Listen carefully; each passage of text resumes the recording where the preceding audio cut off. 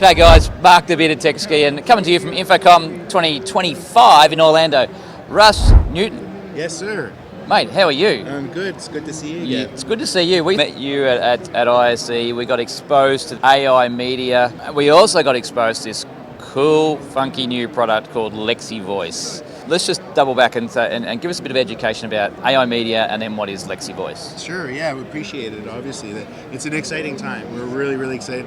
Lexi Voice is a game changer for us in the sense that, AI media grew out of doing a really, really amazing job for accessibility with captioning and leveraging AI to be able to deliver that at a lower cost in an automated manner into broadcast and AV workflows, live workflows. Yeah. But with the application of being able to deliver that through voice, through the same infrastructure elements, we're basically turning on now the potential to take in a single language and translate to 100 languages and then redeliver that audio back through the infrastructure. So it changes the conversation from being just purely accessibility to organizations looking to test new markets and to bring more cohesiveness within their organizations by having language inclusivity. So it's really an exciting time. It's a very exciting time. So the advancement have come down.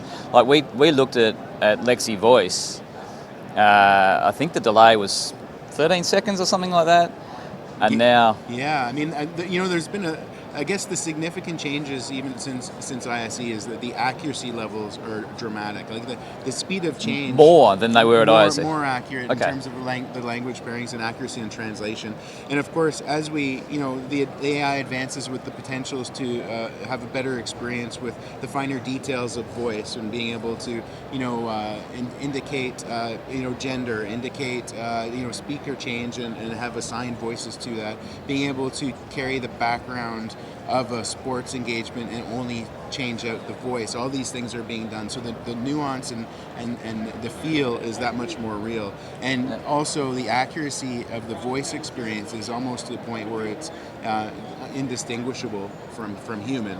Really? And so that combined with the latency factor now being about 6 to 8 seconds, it really humans is. Can't type that fast. Well, surely. That's it. Well, that's it. Right? Translate and transcribe. And of course, within a live media experience, you're able to kind of muffle that anyway. Yeah. But the reality is that if we're talking about a situation where we're augmenting human stenography at the end of the day, or sorry, human interpretation, human interpretation I don't think is quite that fast either. Is maybe around that. So we're talking about a true interpretation experience that's leveraging AI that can work at scale. That's epic. So, but that's all good on paper, but I'm Australian. We have terrible language, really. Like we shorten everything. Pete and I were talking about it. We shorten everything. We have all these nuances to our language. How do we accommodate for this? I mean, we're not the only language, but there's a whole lot of nuance to even like people's names, pronunciation. How do you manage that? Well, it's a great question. And at the end of the day, it's only been about a year and a half, 2 years where, there was a real tipping point with the adoption of AI for captioning. And we were at the forefront of that because we grew out of having to cater to the accuracy factor. At the end of the day, broadcast is legislated for accuracy. And so the tools that we built to manage that, the idea of being able to build topic models and get accurate spellings and things like that are already a contributing factor to high accuracy, right? And being able to have systems in place at the infrastructure level that allow us to pull forth the best quality audio.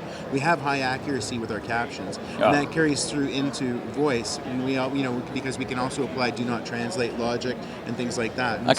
And so it really is, the voice is just a continuance of our accessibility trend at the end of the day. So. Wow. Okay. So where do you see this? Like you're starting to deploy now, proof of concepts. Where is this really going to come into its own? Well, as you know, our sweet spot has always been live broadcast and especially sports. So, we're starting there. We do a lot in large enterprise, a lot of the big tech companies, they're global organizations that have to support multi-language. There's huge interest, as you can imagine. Yeah. And there's the same questions around accuracy. And so we're in the midst of proving that and running proofs of concept. What's really interesting is, being here now at InfoComm is the potential with all kinds of other integrations, and strategic partnerships that we can build that are going to allow us to pull and push the audio experience into all kinds of different environments and designs, right? Yep. And that's really cool when you think of the potential for doing, to bringing language inclusiveness into somebody at the airport, where they can be using assisted listening or looking at their mobile device. All these things are feasible with the right partnerships, and that's really what we're excited about. Yeah, I mean, I was at another stand. I'm looking at some of the other technology and hearing loops and different things like that, and you're going, just to be able to go in and choose a language, and have it come straight to your headset. Like, that concept is, and to be able to do that in 6 to 8-10 seconds, right? Real time basically, for that scenario. And the key is to be able to do it securely within secure infrastructure, right? Okay. So that if you're having to deal with the most secure environments, we will be having feature parity between our on-premise deployments and our cloud deployments and the hybrid logic as well, and so that this functionality to be able to be brought into the most secure environments, and that's really powerful as well. Yeah, wow. And that's a function of our abilities from an infrastructure level to be able to build on what we've already done with captioning. Nice. And you've had a great show, right? Yes. won a bunch of awards, and congratulations. You actually thoroughly deserve that, and so kudos to you guys. You're also working with Avixa here at the show. Yeah, we are. It's been a really exciting show. This kind of Best in Show, award comes from a deep bench of engineering product people that are really committed to feeding off of what our sales teams and our leadership is feeling where the market is going, and being able to quickly move into these new spaces. So it really is a testament to those guys. Yep. And at the end of the day, being able to work with Avixa is something that's been close to my heart for a long time. Having been in the AV and video conferencing space for a long time, and now the advent of broadcast AV and the success that they're having with their they run some recent awards for broadcast as well. And so we're doing live German and Spanish translation with Lexi Voice through their global footprint and live broadcast. Wow. And so it's really cool. Yeah. And really we were on a show yesterday, and Pete was we were translating everything that was happening to German, I think.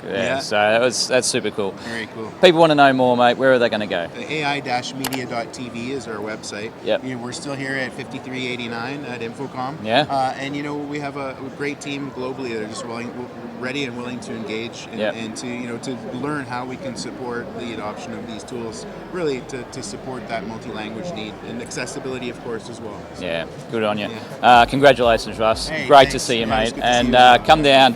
You're already in InfoComm 2025. Come down, say good day to Russ and the rest of the crew, and get a real demo. You can put the headset on, you can talk, and you can see how cool this thing works and how quickly translation works too, right? It's fantastic. Lexi has landed. Lexi has landed.